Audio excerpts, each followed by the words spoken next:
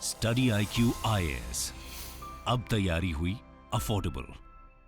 दोस्तों, business today की report के मुताबिक इंडियन एयरलाइंस कंपनियों ने लगभग 1100 से अधिक प्लेन्स का ऑर्डर दे रखा है, जिसकी वजह से एविएशन इंडस्ट्री में भारत पूरे वर्ल्ड में थर्ड लार्जेस्ट कंट्री बनकर उभर रहा है। आज दुनिया का कोई भी देश भारत जितना हवाई जहाज नहीं खरीद रहा है। साथ ही पिछले 8 सालों में देश में ऑपरेशनल एयरपोर्ट्स की संख्या 74 से बढ़कर 140 हो गई है। लेकिन दोस्तों, सोचने वाली बात यह है कि भारत में आज भी लोग फ्लाइट से अधिक ट्रेन पर निर्भर हैं, जिसके बाद ये सवाल उठता है कि जब भारत में अधिकतर लोग ट्रेवल के लिए ट्रेन और सड़क का इस्तेमाल करते हैं, तो भारत इस सेक्टर में इतना इन्वेस्टमेंट क्यों कर रहा है। दोस्तों, आज के इस वीडियो में हम इसी गुत्थी को सुलझाने की कोशिश करेंगे और जानेंगे कि भारत इतने सारे प्लेन्स क्यों खरीद रहा है, भारत का एविएशन इंडस्ट्री कितना बड़ा है और सबसे जरूरी सवाल, भारत सरकार इसके इंडिजीनियस डेवलपमेंट के लिए क्या कर रही है।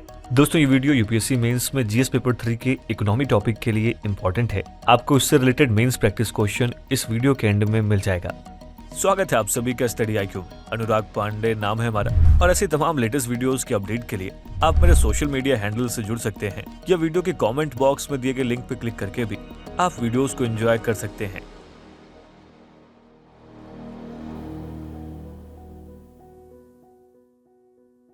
दोस्तों, इंडियन एयरलाइंस ने देश में एयर ट्रैवल की बढ़ती मांग को पूरा करने के लिए न्यू प्लेन्स का ऑर्डर दिया है। जैसा कि हमने आपको शुरुआत में बताया कि बिजनेस टुडे की रिपोर्ट के मुताबिक इंडियन एयरलाइंस कंपनियों ने फिलहाल 1100 से अधिक प्लेन्स का ऑर्डर दे रखा है। 14 Feb 2023 को एयर इंडिया ने बोइंग और एयरबेस के साथ $70 बिलियन के 470 प्लेन खरीदने के एग्रीमेंट की ऐतिहासिक घोषणा की थी, जो एविएशन हिस्ट्री में सबसे बड़ा ऑर्डर था।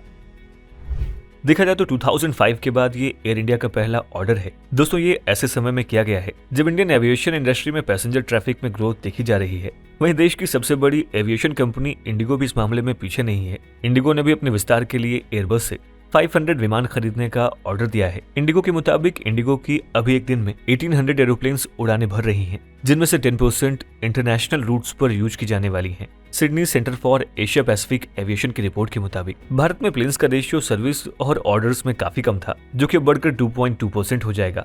दोस्तों, एयर इंडिया ने जो ऑर्डर दिया है उसमें 70 प्लेन बड़े साइज के हैं, जो बिना रुके सीधे अमेरिका तक जा सकते हैं। मतलब यह है कि आने वाले दिनों में एयर इंडिया अमेरिका, यूरोप और जापान जैसे देशों के लिए अधिक उड़ानों को ऑपरेट करने वाली है। भारत में बेशक डोमेस्टिक एयरलाइंस बेहतर प्रदर्शन कर रही हूँ, लेकिन इंडियन एयरलाइंस इंडियंस को विदेश लाने और ले जाने में कतर और इतिहाद एयरवेज का मुकाबला करने में पिछड़ रही थी। लेकिन एयर इंडिया के 70 बिग साइज प्लेन्स के आ जाने के बाद भारतीय स्वदेशी एयरलाइन कंपनी से दुनिया के किसी भी देश में जा सकेंगे। दोस्तों, एयर इंडिया द्वारा किए गए इस एग्रीमेंट की अहमियत को आप इस बात से समझ सकते हैं कि पीएम नरेंद्र मोदी और फ्रांस के प्रेसिडेंट इमैनुअल मैक्रों खुद इस एयर इंडिया एयरबस डील में वीडियो कॉन्फ्रेंस के जरिए शामिल हुए थे। इसके अलावा इस डील को ब्रिटेन के प्राइम मिनिस्टर ऋषि सुनक ने भी एक माइलस्टोन बताया है। पीएम मोदी ने इमैनुअल मैक्रों को खासतौर पर धन्यवाद देते हुए कहा था कि ये इंपॉर्टेंट डील इंडिया और फ्रांस के रिलेशनशिप को और गहरा करने के साथ ही साथ इंडिया फ्रांस स्ट्रेटेजिक पार्टनरशिप को भी दर्शाता है। दोस्तों, कुल मिलाकर देखा जाए तो ये एविएशन सेक्टर में इतना महत्वपूर्ण इन्वेस्टमेंट है, जो आज इस सेक्टर में फाइनेंशियल कमिटमेंट को रिप्रेजेंट करता है। दोस्तों, जैसे जैसे भारत दुनिया की सबसे बड़ी इकोनॉमी की कैटेगरी में आगे बढ़ रहा है, वैसे वैसे एविएशन सेक्टर मिडिल क्लास की बढ़ती एक्सपेक्टेशंस को पूरा करने में इंपॉर्टेंट रोल प्ले कर रहा है। हालांकि अधिकतर इंडियंस के लिए अभी भी हवाई जहाज में ट्रेवल करना इकोनॉमिकली काफी महंगा है, फिर भी एक बड़ा वर्ग बिजनेस और हॉलीडेज के लिए डोमेस्टिक और इंटरनेशनल डेस्टिनेशंस तक हवाई जहाज से ट्रेवल कर रहा है। CAPA इंडिया के CEO कपिल कौल के मुताबिक इस सेक्टर के लिए प्रॉफिटेबल ग्रोथ हासिल करने के लिए अगले 2 से 3 साल काफी ज्यादा इंपॉर्टेंट है, क्योंकि पिछली जो ग्रोथ हुई है वो काफी हद तक अनप्रॉफिटेबल रही है। भारत के एविएशन एक्सपेंडिचर का इम्पैक्ट इस सेक्टर में कहीं आगे तक फैला हुआ है। पैसेंजर ट्रैफिक में ग्रोथ के साथ ही साथ कार्गो ट्रांसपोर्टेशन में भी इस ग्रोथ को देखा जा सकता है, जिससे फॉरेन इन्वेस्टमेंट का चांस बढ़ता है। दोस्तों, एयरपोर्ट्स की बढ़ती संख्या और अधिक कंफर्टेबल रूट्स के साथ ही साथ भारत खुद को इंटरनेशनल टूरिस्ट के लिए एक अट्रैक्टिव डेस्टिनेशन के रूप में एस्टेब्लिश कर रहा है। देखा जाए तो कम लागत वाले प्लेन्स भारत की फॉरेन टूरिज्म की मांग को पूरा करने के लिए अपने नेटवर्क को एक्सपेंड कर रहे हैं, जिससे अजरबैजान, केन्या और वियतनाम जैसे देशों में जाने के अवसर खुल रहे हैं। 2023 के अंत से लगभग 2032 तक प्लेन की डिलीवरी वाले सौदे से भारत के एविएशन सेक्टर में बदलाव की उम्मीद है। इसी के साथ आइए जानते हैं कि भारत का एविएशन इंडस्ट्री कितना बड़ा है। दोस्तों, वीडियो को कंटिन्यू करें उससे पहले आप सभी के लिए एक इंपॉर्टेंट अपडेट है। दोस्तों प्रीलिम्स को यूपीएससी की परीक्षा का आयरन गेट माना जाता है। इस एग्जाम का सिलेक्शन रेट 1% से भी कम है। इसी मुश्किल को समझते हुए स्टडी IQ आपके लिए लाया है SIP प्लस यानी success in prelims plus programme, जिसके अंतर्गत मात्र 90 दिनों में आप प्रीलिम्स के आयरन गेट को क्रॉस करने में सक्षम हो जाएंगे, क्योंकि इस प्रोग्राम में आपको भारत की सबसे बेहतरीन फैकल्टीज से 200+ आवर्स की लाइव रिवीजन क्लासेस मिलेंगी और इन लेक्चर्स के बाद आपको रिवीजन बुकलेट्स भी मिलेंगी, जिससे आप स्टैटिक और करंट कंटेंट को रिवाइज कर पाएंगे। साथ ही इसमें CSAT की वर्कशॉप्स, यूपीएससी सिमुलेटर टेस्ट और ऑल इंडिया ओपन टेस्ट भी शामिल हैं। साथ ही कोर्स में सभी NCERTs और स्टैंडर्ड टेक्स्ट बुक्स को भी कवर किया जाएगा। दोस्तों अगर अभी आप इस कोर्स को ज्वाइन करते हैं and AN live coupon code का इस्तेमाल करते हैं तो इस कोर्स को मात्र 7,499 के सुपर डिस्काउंटेड प्राइस में एक्सेस कर सकते हैं। इस कोर्स से रिलेटेड सभी इंपॉर्टेंट लिंक्स आपको पिन कमेंट और डिस्क्रिप्शन बॉक्स में मिल जाएंगे। तो आइए वीडियो को कंटिन्यू करते हैं। दोस्तों इंडियन एविएशन इंडस्ट्री की चर्चा करें तो ये नेशनल और इंटरनेशनल ट्रैवल और बिजनेस के लिए आवश्यक कड़ी है। ये इकोनॉमिक डेवलपमेंट के लिए इंपॉर्टेंट है। साथ ही टूरिज्म का डेवलपमेंट भी काफी महत्वपूर्ण है, जो प्रोडक्ट्स को बढ़ावा देने, एम्प्लॉयमेंट में ग्रोथ और हेल्थ सेक्टर जैसे सभी सेक्टर्स में फैला हुआ है। दोस्तों इंडियन एविएशन इंडस्ट्री सबसे तेजी से बढ़ने वाले इंडस्ट्रीज में से एक है।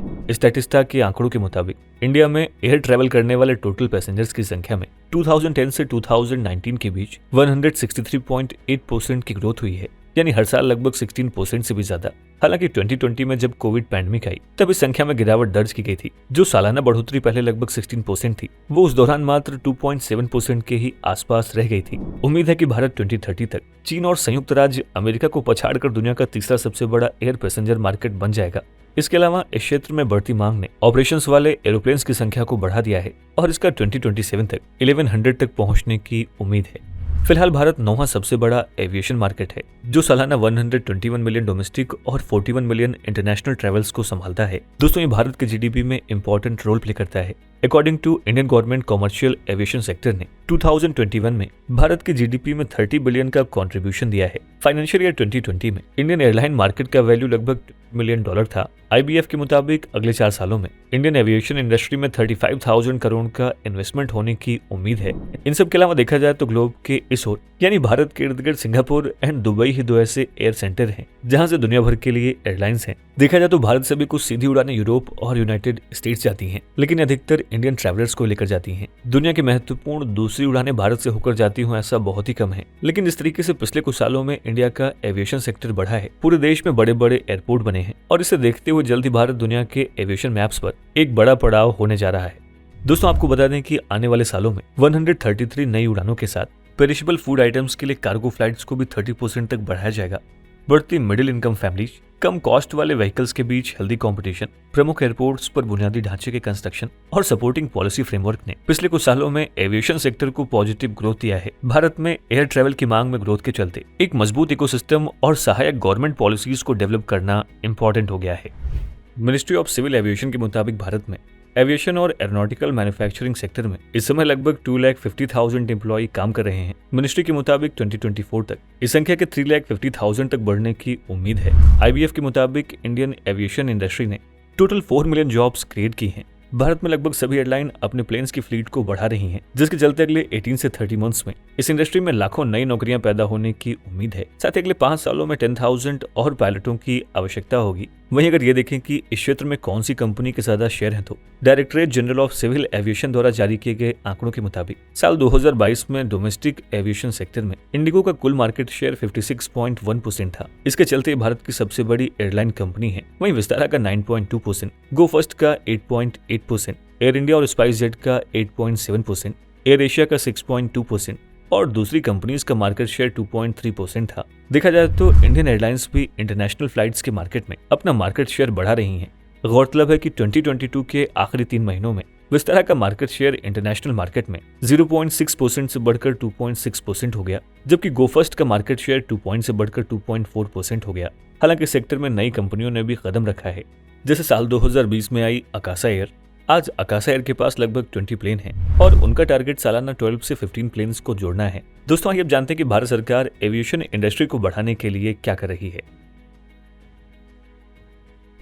देखिए, इंडियन गवर्नमेंट ने इंडियन एविएशन इंडस्ट्री के विकास को बढ़ावा देने के लिए कई पहलों की शुरुआत की है। गवर्नमेंट ने सेंट्रल सिविल एविएशन मिनिस्ट्री को बजट 2023 से 24 में 3224 करोड़ अलॉट किए हैं। सरकार ने scheduled air transport service, regional air transport service और डोमेस्टिक शेड्यूल्ड पैसेंजर एयरलाइंस में ऑटोमेटिक रूट के तहत 100% FTI की भी परमिशन दी है। गवर्नमेंट का target airports, heliports, water aerodromes और लैंडिंग ग्राउंड सहित 50 एयरक्राफ्ट लैंडिंग साइट्स को रेनोवेट करना है ताकि रीजनल एयर कनेक्टिविटी में सुधार हो सके। दोस्तों, पिछले 8 सालों में भारत में एयरपोर्ट्स की संख्या 74 से बढ़कर 140 हो गई है और सरकार का मकसद अगले कुछ सालों में इस संख्या को 222 एयरपोर्ट्स करने की है। सरकार के 33 डोमेस्टिक कार्गो टर्मिनल और 15 नए फ्लाइट स्कूल बनाने का भी प्लान है। सरकार अगले 5 साल में एयरपोर्ट सेक्टर में 98,000 करोड़ रुपए का इन्वेस्टमेंट देख रही है। पब्लिक प्राइवेट पार्टनरशिप एयरपोर्ट्स की संख्या 2014 में 5 से बढ़कर 2024 में 24 होने की संभावना है। सिविल एविएशन मिनिस्ट्री के मुताबिक 2030 तक हवाई अड्डों की संख्या 220 तक जाने का अनुमान है। लगभग 50% की वृद्धि, प्लेन की संख्या 2 गुनी से अधिक 1500 हो जाएगी और पैसेंजर्स की संख्या लगभग 3 गुना हो जाएगी और ये 42.5 करोड़ तक पहुंच जाएगी।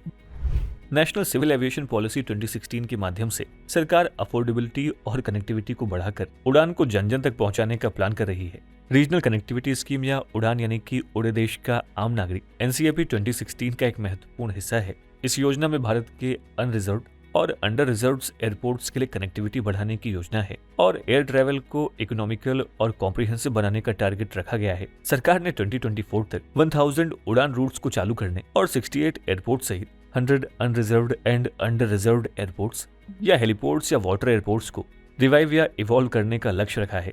मिनिस्ट्री ऑफ सिविल एविएशन ने एग्रीकल्चर उड़ान 2.0 भी जारी किया है, जो कृषि कटाई और हवाई परिवहन के बेहतर एकीकरण और अनुकूलन के माध्यम से वैल्यू में सुधार लाने, वेरियस सर्कमस्टेंसेज में वैल्यू चेन स्थिरता और लचीलेपन में योगदान करने के अप्रोच को प्रस्तुत करता है। कृषि उड़ान 2.0 के 6 मंथ के सफल टेस्ट के बाद मौजूदा 53 एयरपोर्ट्स में 5 नए एयरपोर्ट्स यानी कि बेलगावी, झारसुगुड़ा, जबलपुर, दरभंगा और भोपाल शामिल हैं। साल 2022 में जून में नेशनल एयरपोर्ट्स पॉलिसी शुरू की गई थी। ये इंडिया में एक सेफ, अफोर्डेबल, एक्सेसिबल, एंजॉयबल और सस्टेनेबल एयरपोर्ट्स इकोसिस्टम प्रदान करके 2030 तक भारत को एविएशन सेक्टर में टॉप देशों में से एक बनाने का दृष्टिकोण प्रस्तुत करती है। देखा जाए तो भारत सरकार ने पहाड़ी क्षेत्रों, नॉर्थ ईस्टर्न स्टेट्स, ट्राइबल क्षेत्रों और अन्य क्षेत्रों से एयर कार्गो की आवाजाही को प्रोत्साहित करने के लिए 58 हवाई अड्डों की पहचान की है।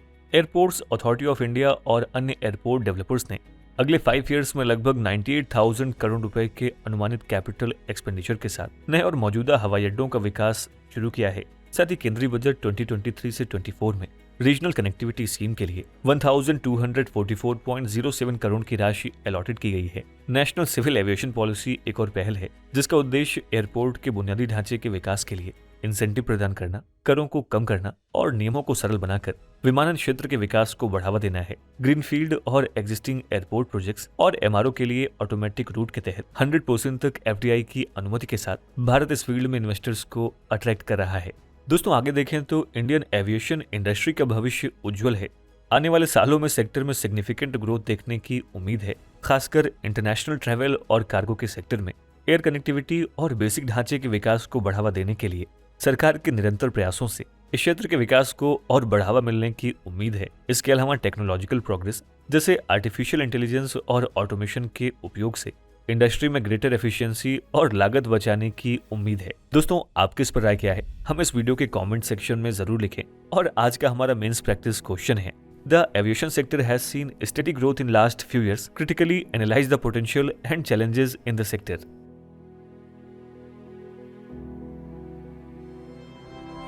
स्टडी IQ IAS, अब तैयारी हुई अफोर्डेबल।